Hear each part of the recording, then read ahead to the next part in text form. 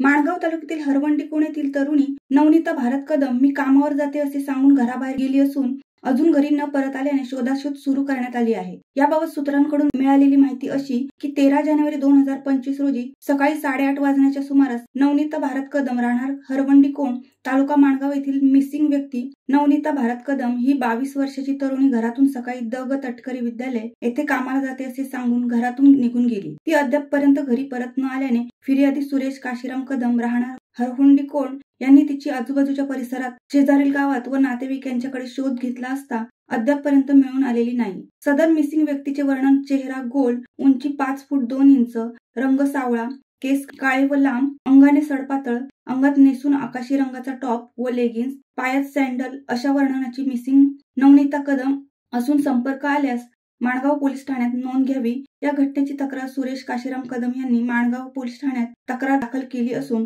अधिक तपास Mangaon police दोडकुलकर police तुंतुने करीत आहेत। शिवसत्ता टाइम्ससाठी दीपक दबके, माणगाव। दे धडक बेधडक वृत्त देणाऱ्या आपल्या शिवसत्ता टाइम्स न्यूज चॅनलला लाल बटन दाबून सबस्क्राईब करा आणि बेल आयकॉनला क्लिक करायला विसरू नका।